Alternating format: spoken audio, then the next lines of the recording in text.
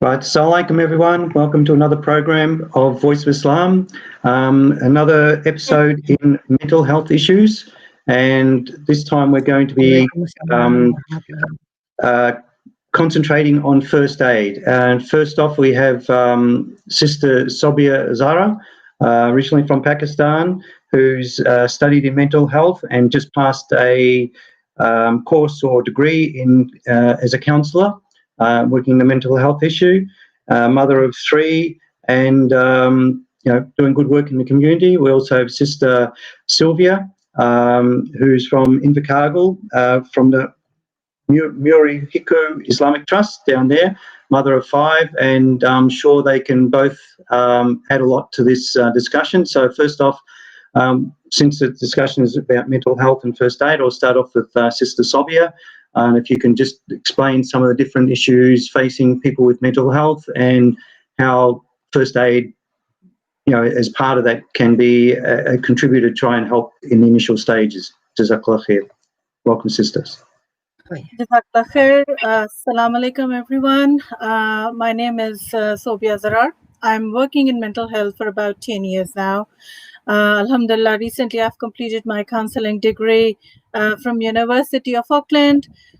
Today I'll be giving you a small talk on mental health first aid. Nothing technical.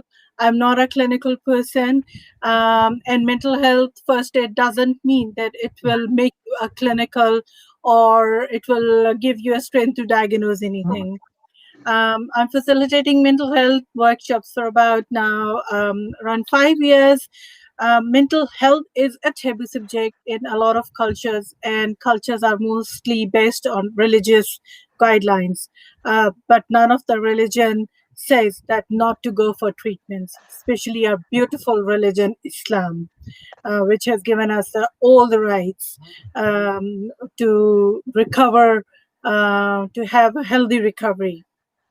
Like physical first aid, mental health first aid also guides us how to support a person till the professional help arrives, or the first aider could manage to support the person to the health facilities or hand over to safe hands, which could be family or friends whom they trust. I'm using the word trust because when the person is not mentally fit, it is very hard for them to express or share their feelings and emotions to someone, a stranger or whom they don't trust. Beside family and friends, in worse situations, crisis teams, and sometimes a police might be the handover resources. There are issues within our communities, but just due to shame and stigma, people, they don't share. Keep it themselves, and unfortunately, the person becomes an unwanted liability on the family. Mental health first aid enables you to identify the issues. You can recognize the symptoms and support the person. The denial from the person or the family at first would be common in this situation. But here your communication skills should be strong enough to convince the person to get support. Strong does not mean pressurize or force, because we cannot force someone to take the support or the treatment. You cannot force anyone to have any kind of mental or physical health treatments. I can give you an example. I was working with one of my clients, very beautiful young girl, and she started developing mental health. When she started developing mental health symptoms, her father was at denial at start. Until the end, he was at the denial, and he did not allow her daughter to take any kind of medication or go for any treatment. Why? The reason was very, I should say, like, it wasn't a genuine. He said, who will marry her by knowing all these mental health issues? He wasn't at all considered, or he wasn't thinking about the consequences, about if she will not get the treatment or not take the medication, what will happen to her daughter.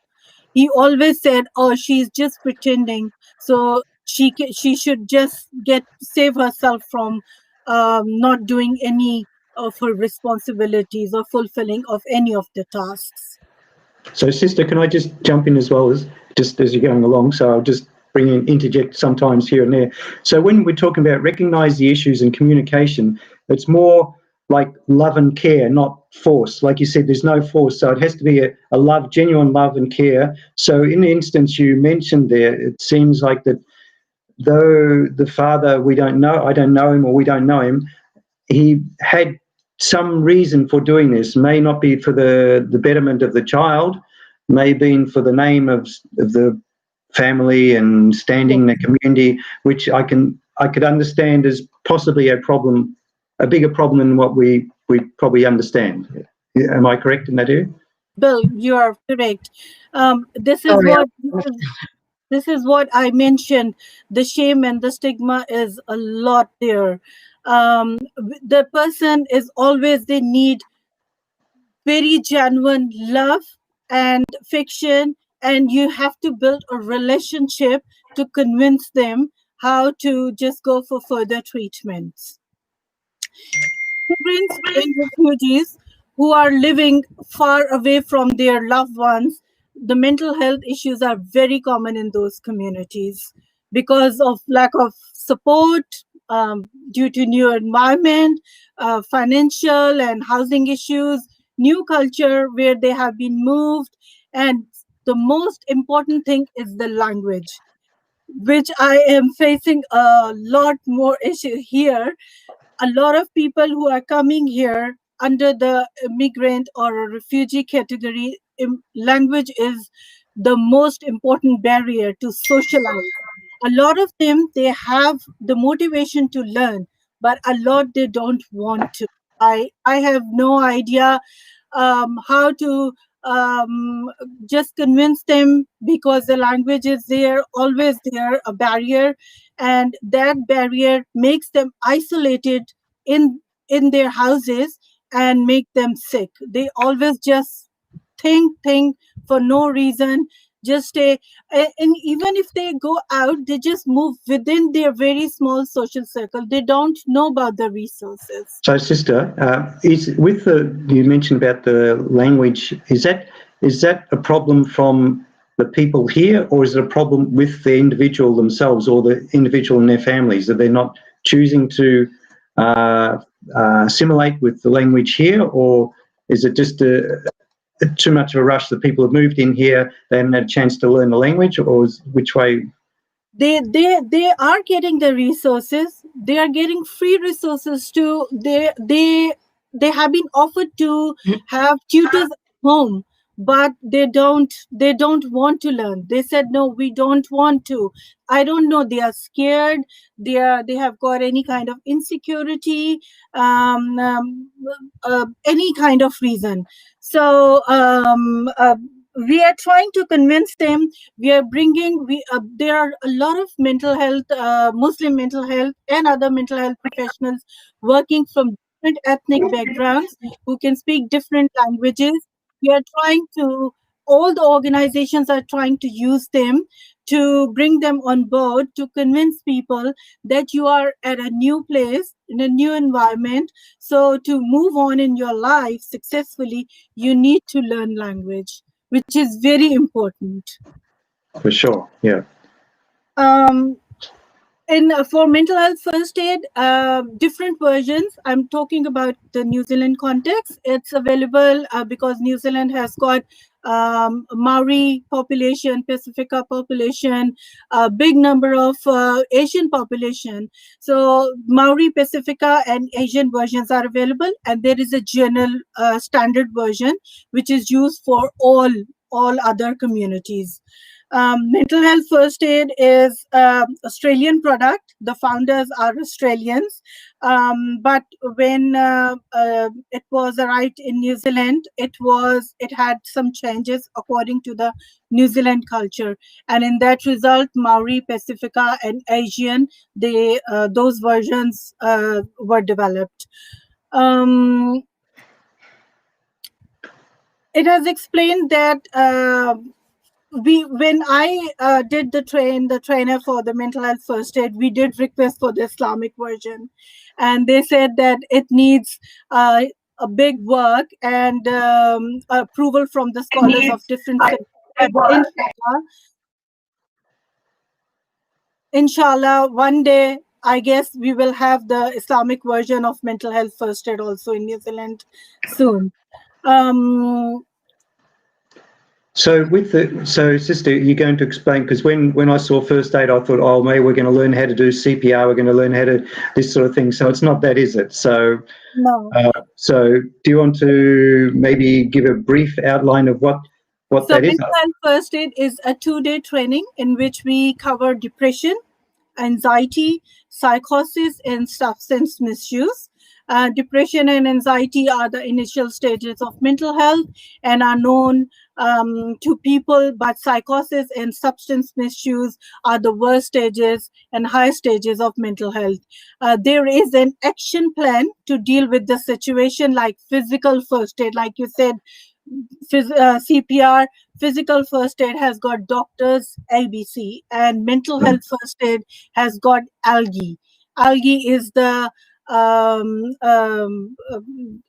thing which we follow to just control the situation. It trains the person how to approach, because it is never going to be easy to handle situation, and how to access what is happening and assist them for further support. It also covers crisis situation like suicidal ideation and panic attacks, the mental health first aid. This is in New Zealand. It is free in the counties areas for Aucklanders, which is South Auckland. If any of the Aucklanders, they are sitting here.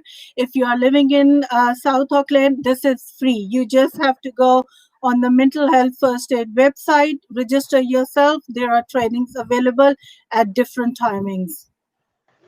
Some organizations are also doing for free for the community and professional.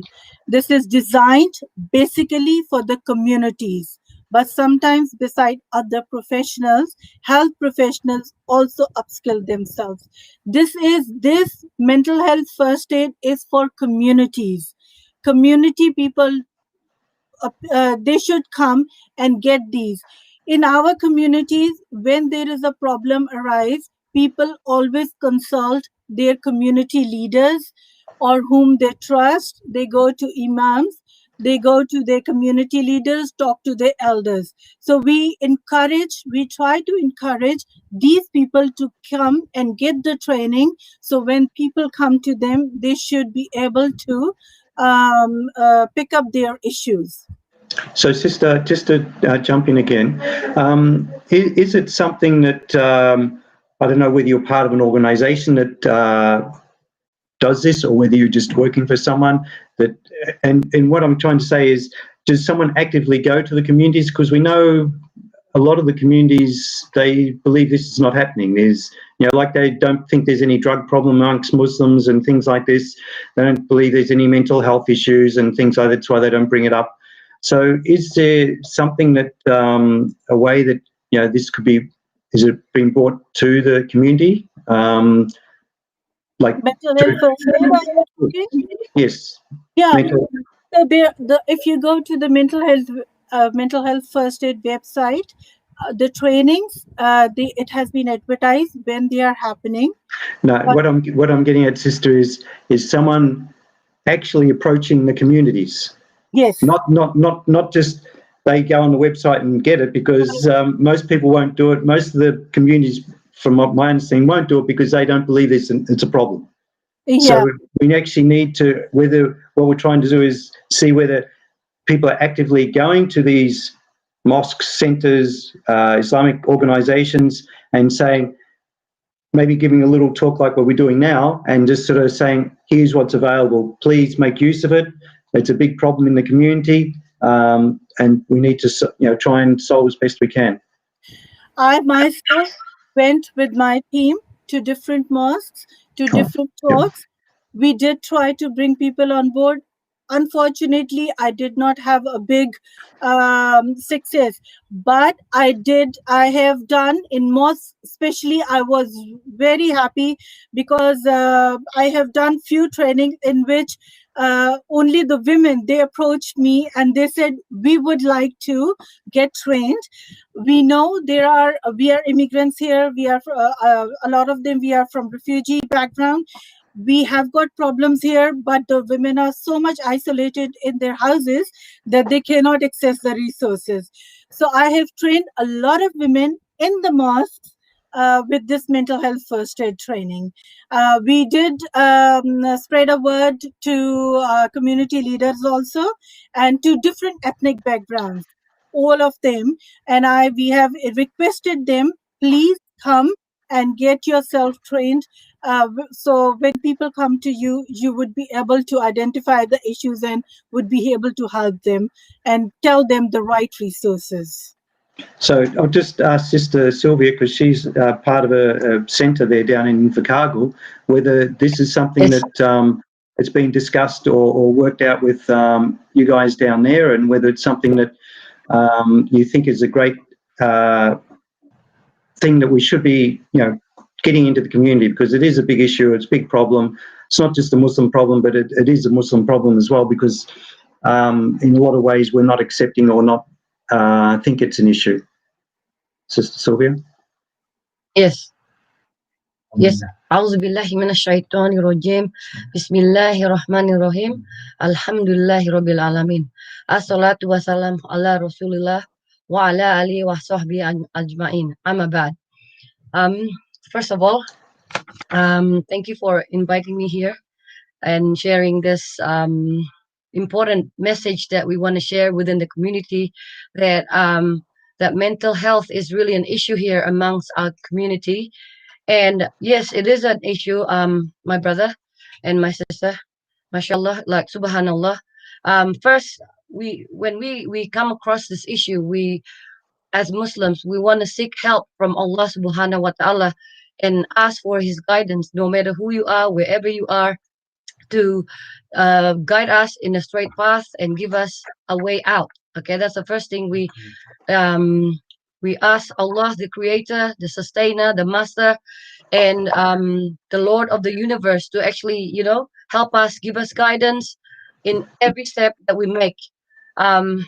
So after we've done that, then as a community, we've got a trust here called Murihiku Islamic Trust, and my husband and I, we are quite active in doing da'wah, and we quite still small, and we work with Voice of Islam as well to actually, do whatever we can to help the community and make them aware of any issues that might be arising in the community. Yes, mental health is really a problem here, because I think amongst Muslims, like just because we're Muslims, it does not mean that we are immune to any of this mental illness, you see. And a lot of the people that to us, they are ladies. They're ladies who are, they first come to my husband, and then my husband referred the ladies who experience like postnatal depression. And I didn't know that you can actually go through a series of training that you can actually help these people, you see. Well, I work with one of the mental health nurses at the hospital, but she never mentioned that you can go through this training. Is this a new training, sister? No. I've been doing for the 5 years, but it's been in New Zealand for about 10 years, I think. Okay. But anyway, so when we deal with this kind of issues, we tell them, go back to Allah and seek guidance. And the second thing is we try to go back to the prophetic traditions and prophetic medicines. You see, like I remember Aisha radiallahu anha, when there's a death or when there's a mourning within the family, she used to make this barley soup. We call it talbina soup, and she used to just dish it out to the family. And amazingly, mashallah, this is one of the prophetic food that Rasulullah sallallahu alaihi wasallam consumes. So when this is given to the people, then it sort of alleviates depression or alleviates anxiety and symptoms, you see. So we tell them to go back to the prophetic food like the dates and the honey, because everything that is prescribed by Rasulullah sallallahu alaihi wasallam is something that is is divine, and something that is so beneficial to every human being. And and everything that we do, we always refer to the Quran and Sunnah, and what the prophetic tradition is with our prophet. So when I think we haven't dealt with a lot of cases, but maybe few cases. But in dealing with this, we also tell them, like, look, we have to surround ourselves with a trusted community. As a community, we need to wake up that it's not a shame to say that, oh yeah, look, I've got a postnatal depression, because suddenly you see, you have to read between the lines. When someone is happy and suddenly they had a baby, and then they go into a different, like different state of they're being moody, and they cry a lot, and sometimes they don't want to see their babies, like, and at one stage they have suicidal thoughts. Yes. So by just letting them know that, hey, we're here to help you, that Allah will heal you, and don't worry, this is a phase that you will go through, and you have a lot of help here. You could just um, a ring, and then be referred to someone who is more experienced in this, if our help doesn't alleviate your depression. So by doing this and surrounding us with the positive people, and just telling them that we love her, anytime that you need us, we're there for them. Suddenly her it doesn't change overnight, but because I've been ringing her every day, like, to say how she is and all that. And suddenly you see a change in a shift in mood, and by visiting her and just helping her with the housework, and, like, getting the friends and family, trusted people to come in and helping her as a network, good support and good networking. She has a shift in change in moods, and suddenly she will just go back to it, because this lady, she wouldn't able to work or even pick up her baby, or even, she was just stunned.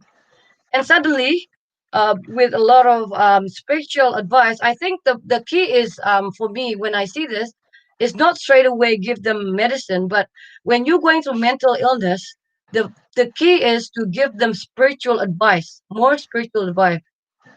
And by doing that, their soul are fed with positivity, and they can come back to um a normal mental health.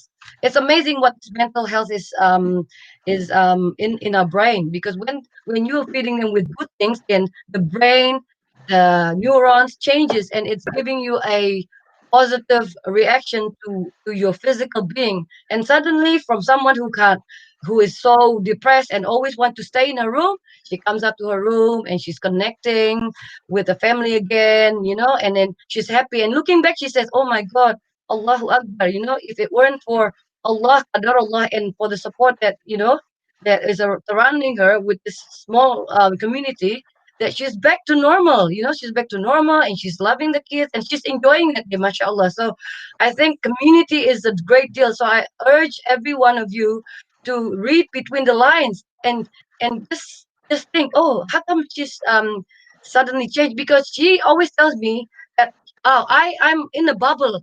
I can see you, but you can't see me. And it's not like a broken fence that you can just fence, or a broken bone that you can just pass. It's a mental being. So you got to sort of show empathy and empathize, instead of just showing sympathy. Sympathy is an act of understanding, but when you empathize and knowing how they feel, then they will start to trust you, and hopefully be back within the community. So that's what that my experience is. So yes, it is a problem. Sometimes it's just a shame, like, you feel ashamed because this person is such a strong person, and suddenly when it struck them, they feel ashamed to talk about it, because oh yeah, I'm such a strong person. I'm the one who's, like, always helping people. I'm the one who's, like, helping my kids, my family, and suddenly I'm the one in need. It's so shameful. So my message is, don't be ashamed. Mental illness, there's no shame in mental illness. It's the same as you getting like broken, whatever, broken arm, like illness, but it's in your heart. It's not, there's no shame to that. And I, number can one I'll just jump in now if I could. yeah. I was just going to say, I think the actual naming of it gives that connotation of something. Yeah. Mental Yes. illness, I think Yes. they need to come up with something different so that people don't feel this heavy burden on top of themselves and Yes. think it's some sort of major problem. And that, Yes. so I think we have to, try and get those in this area to try and come up with some name that, helps bring that closeness and Yes. affection and care. Yes. New Zealand's been all in this thing with kindness and aroa, the love and things like that over the last year and a half sort of thing. So we just need to come up with something like that. Yes. And I think, Sister Sobia, do you want to respond to what Sister Silvia is saying, just as from your experience as a professional in this area and had a lot of training, just to sort of add to what Sister Silvia was saying? I agree 100% with Sister Silvia. It is. She mentioned this is all because she felt unsupported. The lady isolated. When she gets the support, she started feeling better. But I guess with all those things, if she has been diagnosed with the postnatal depression, it is always better to consult a health professional, a psychiatrist through GP, a counselor or a psychologist, which can help them, which can help those females to have a better recovery. Because with all the community support, with all your love and with all your kindness, these things, for mental health, you just need a promise from inside that you have to recover. You have to recover yourself. So you have to promise yourself, okay, I will go for this thing. Because what is counseling or what is sessions with the psychologist? It's all talking therapies.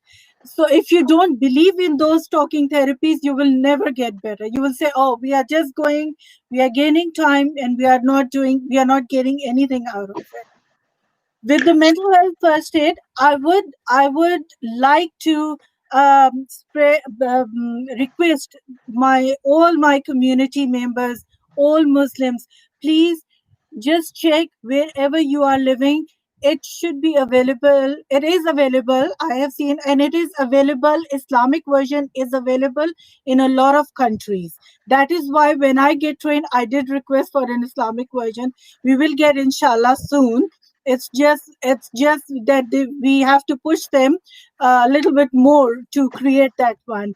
But please check within your communities. Mental health first aid is available in all the countries. Please go get yourself trained in these kind of trainings, because this will not just help you or your family. You will become a big support for your community.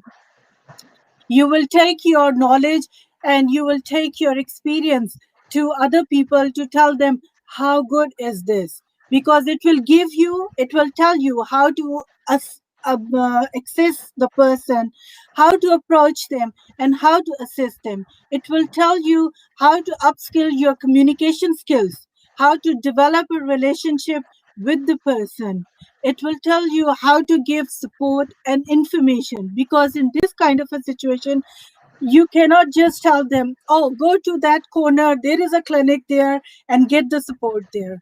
That person is already under pressure. This box is not working correctly. They have got too many confusions here. So you have to give them right support. You have to bring their families, their social circle, their communities on board to help them. You have to tell them the right resources like rehab centers, social media, the right kind of sites where they can get the free help, or they can get any professional help, but a genuine help. All these things really matter a lot when you are doing this. Alhamdulillah, I understand every word of Quran has got shifa in it, but Allah subhanahu wa ta'ala has also given us the resources to just go and use them for your recovery, for your better recovery and a quick recovery. So also just jumping in, sister, fantastic discussion here. We're getting a lot of comments on it, saying, it's really good topic, about time was being discussed and things like that. And I think, this is a thing that we just need to reiterate and repeat, that we need to make sure our community leaders understand what the problems there are, and there shouldn't be any stigma held to these things. It's not something that the person's caused, and some people think, they're possessed and the jinn have got them, and this and that and things like that. We have to just let them know that there's help, there's ways of doing it, and through this mental health first aid courses, and not just, I think even generally we should do the standard first aid course as well, so that way we can get a full understanding, which I'm sure they're available through the various community areas and things like that. But I think, we have to also understand we need to accept there is a problem. Problem's probably not the right word, I don't like that word, but accept that there is something not working correctly. So, we just need to just understand that, then with the love and care we should have for our family members and our friends and whānau, that we can help them, and, in the best possible way with the resources we have available, because alhamdulillah, living in this country, there's a lot of resources available. They're helping out. Like you said, they're doing an Islamic version as well, coming out soon. So, we just have to make use of those, not just sort of, put our heads in the sand and hide away, because that's not going to solve the problem. It's just going to create a mess until there's a major issue. Yeah. Mental health issues are as worse as the physical health issues. So if physical health issues are visible, if you are having a pain, or you will just take your head down and take a medication, and if you are having a broken arm or something, you'll have a plaster in it, and if it's visible. Mental health issues, they are going inside your brain. It is not visible, but it is damaging the person from inside. It is developing insecurities and fears and worries inside the person. Depression and anxiety. Who does not suffer in depression and anxiety? We do on everyday basis. Everyone goes through depression.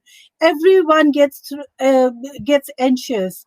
I do get anxious. I was anxious before this program because I was coming first time live, so I was anxious.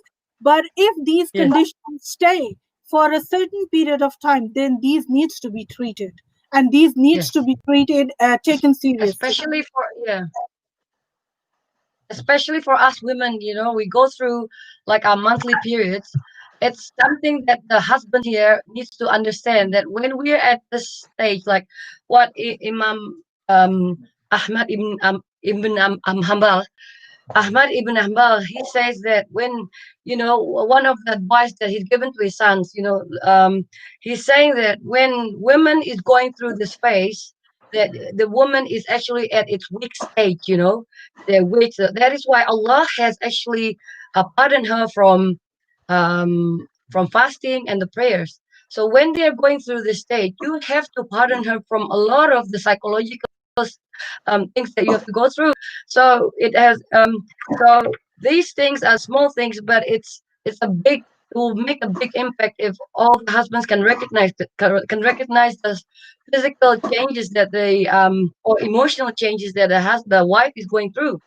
So every month is guaranteed that woman will have to go through these hormonal imbalance that we have to put up with every month, right?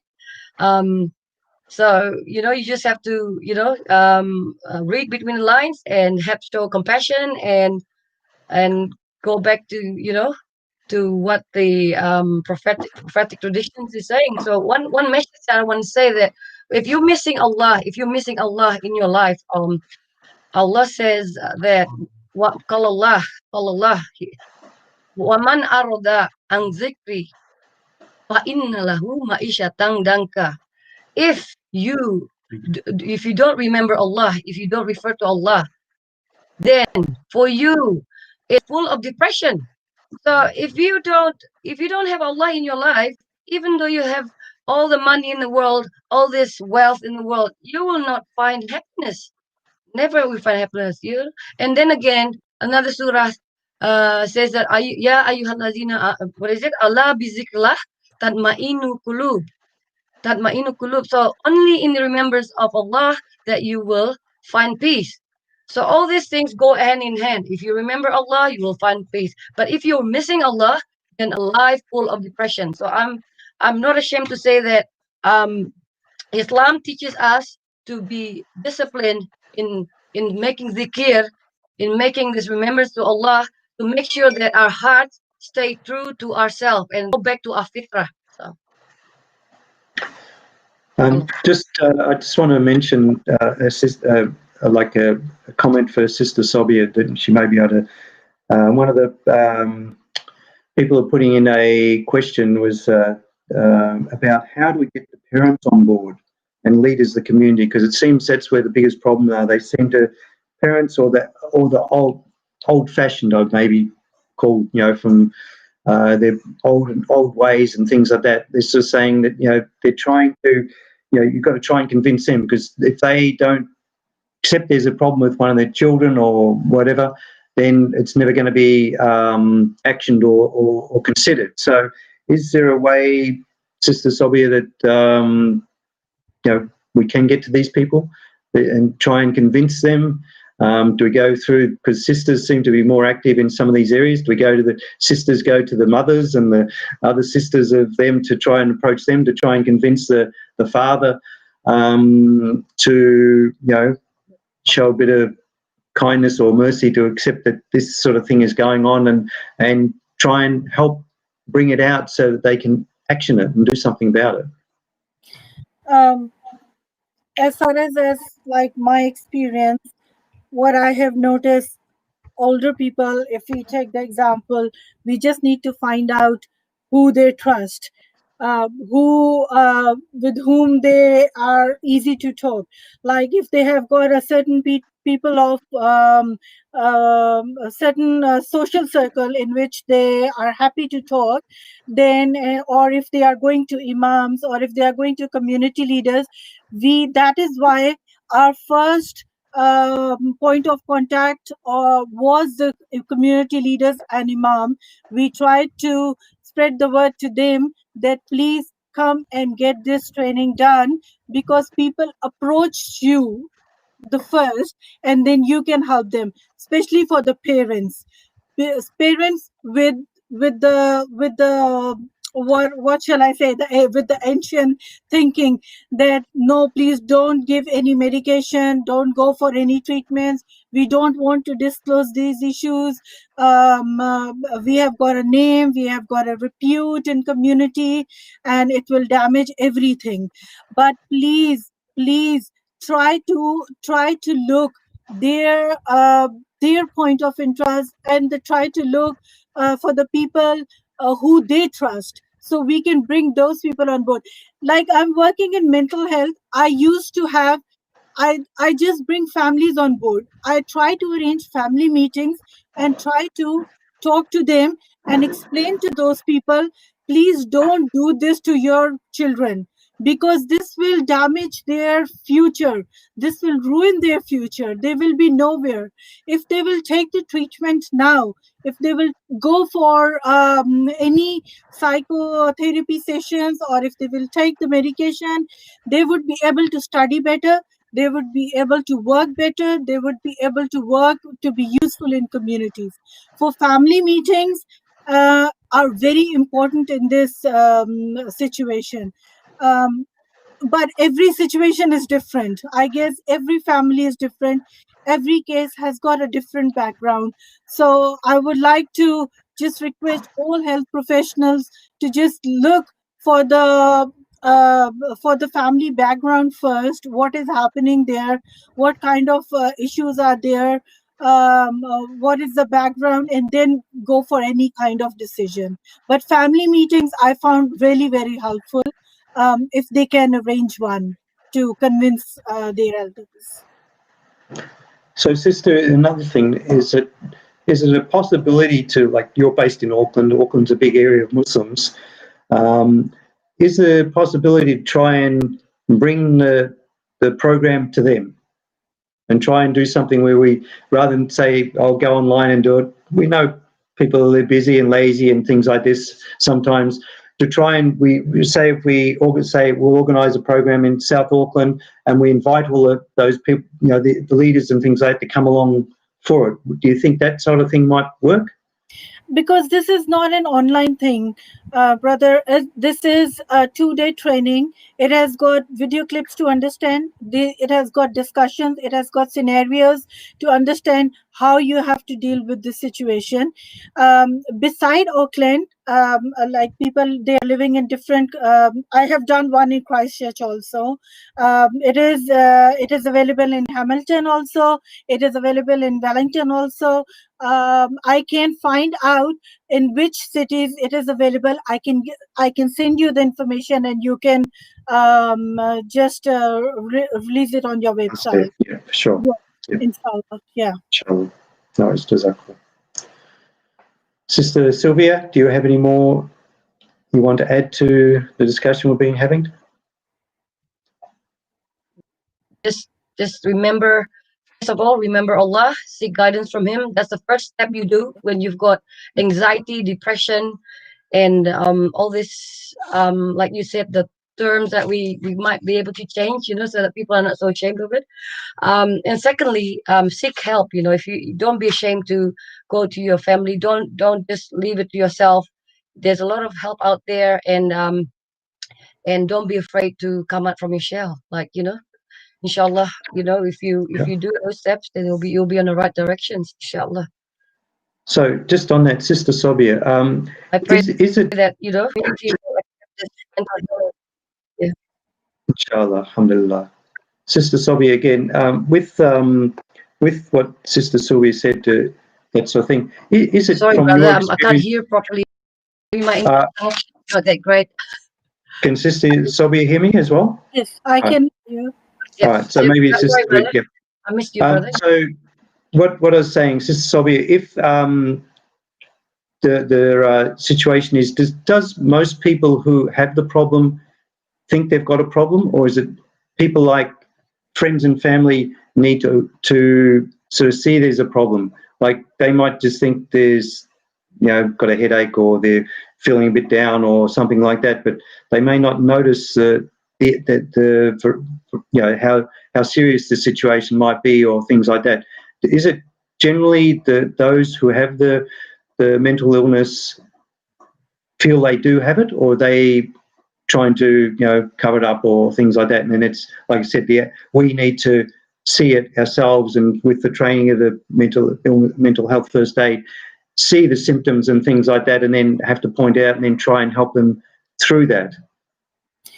Actually, the person is the best assessor for himself. So they know what is happening with them. But actually, sometimes when they share with the family, they don't accept it. So it is very important for the families to support that person if they are not feeling well, to just immediately talk to the GPs. The people, they because they're living in a society, like if you're living in New Zealand, you have got best health resources available here. You go to GP, they will help you. If the things are not really very good, they will send you, they will make more referrals for you sometimes. Immediately, uh, for everyone's information, in New Zealand, every GP can refer a person for, I guess, 3 to 5 free counseling sessions. So please, if you have got any issues, ask your GP for free counseling sessions. You can get free counseling sessions. That could be the start. And sometimes people, they don't need further treatment because if you are sharing your feelings, what you are going through, to someone, it's everyone thinks it's a matter of privacy and confidentiality. That is why they don't talk about this. So if you get a person like a counselor or a psychologist and you are sharing your feelings and what you are going through, sometimes they don't need any further treatment. Person they accept, families they don't accept actually. So we have to just convince the families, please give the person full support with kindness, love, and gentleness, because if they are getting those supports, they will feel better very quickly.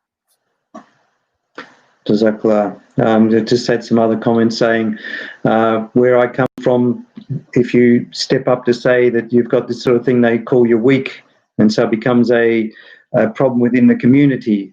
So, there's issues like that that have to be overcome.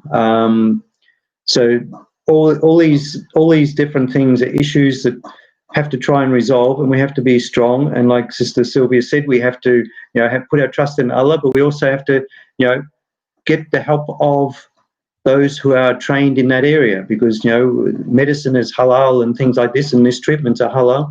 So we have to, like they say, you put your trust in Allah, but you still tie the camel. So you still have to put your trust, but seek those who've got good knowledge and things like that as well. So I think that there's plenty of areas. I don't know whether Dr. Firdaus, if you're able to put up some information on where people can go for the to link up for the courses. If we can put that on maybe on the screen so people can see that, or they can, we put it on our website and those sort of areas, or all our other platforms. Because I think the stigma that's out there, we need to overcome that, because that's the problem. The mental health is there, the resources are there. So the stigma is what I think is stopping the progress and getting people back to a normal way, because sometimes, as you said, Sister, it might only take a couple of sessions, 2 sessions. Some may take a bit longer, but as long as, people get over this stigma and this sort of thing, because it's not something that it's anyone's fault. It shouldn't be something that, all of a sudden the family is now blacklisted because one person has a bit of depression or anxiety. We all have a certain amount of that from time to time, and we just have to overcome that. We just need to, sometimes get out and get some fresh air. Just look at the reality of this world, the creation, and just sort of think, yes, this is a beautiful place. While I'm here, I need to, just try and overcome this issue. Yes, I might need some help, because we're not all super people, not all superwomen, not all Superman. We all have our weaknesses, and Allah's created us with those weaknesses. So we just have to then find, apart from Allah, because He's the one who can help us the most, but He can also guide other people to help us. And especially in, alhamdulillah, living in New Zealand, again, we've got this support here. I know other countries are probably envious of what we have here, but we didn't always choose where we live, and like other people don't choose where they live. It's just where they happen to be, what Allah's given them. So I think we just need to overcome that stigma, and I think, Sister, you would know more on that, Sister Sobia, on those sort of issues, because you're facing it every day of the week, in and out. So is that a big issue that you find? This is a big issue, and I would like to mention, because when people, they have got issues in face-to-face communication, don't forget there are heaps of helplines available. 1737 is one of those helplines, which it is mentioned in the messages also. Please, if you are shy, if you have got any kind of feeling that you won't be able to discuss your issues face-to-face, call these helplines, take the help from them. There are different helplines for depression also. There are different helplines for suicidal ideation, different helplines for anxiety issues. Different youth helplines are working for different age sectors. There are heaps of helplines are working. So please, and the helplines are in different countries. All the countries have got those helplines available. Please use these resources to just sort out the issues. Don't just keep it with yourself.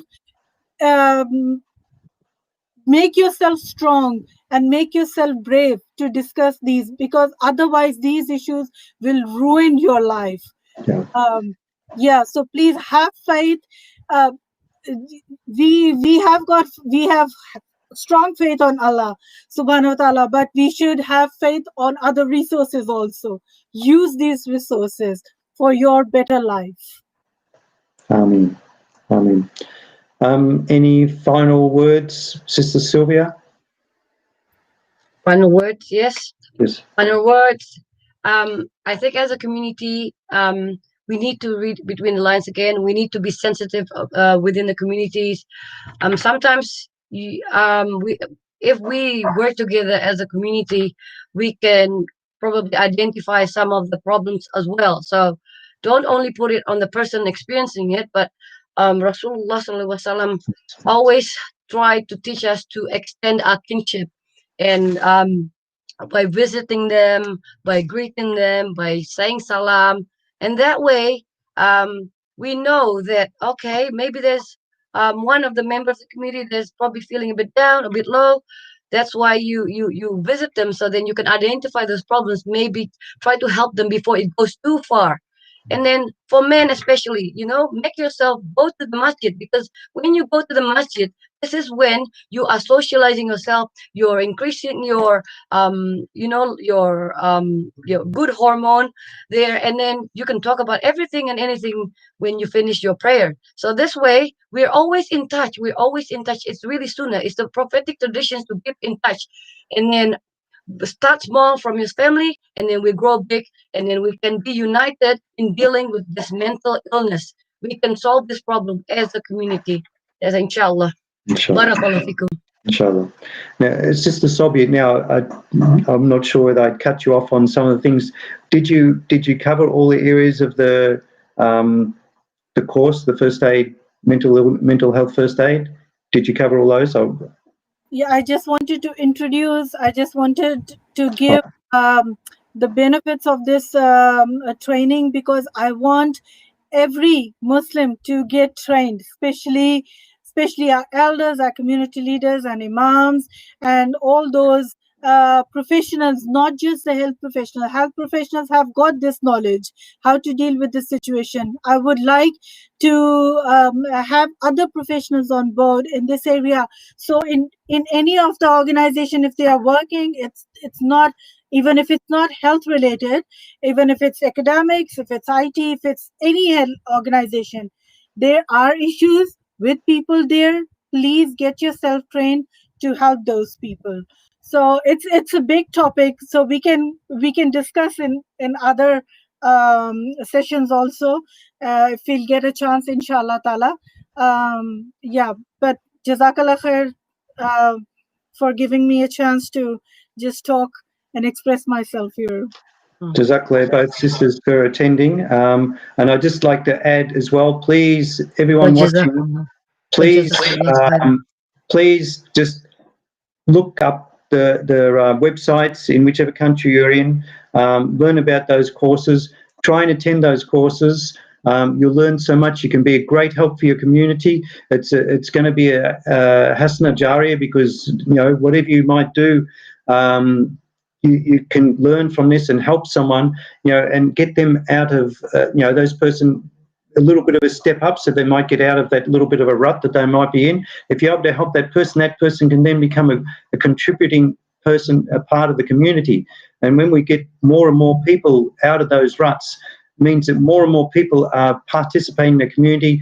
We're uplifting the community. We're also educating ourselves as well in these areas, and so we can see people who are suffering from little bits, and you might be able to see some of the telltale signs early, so that way you can catch them before it gets to a stage where they get overwhelmed.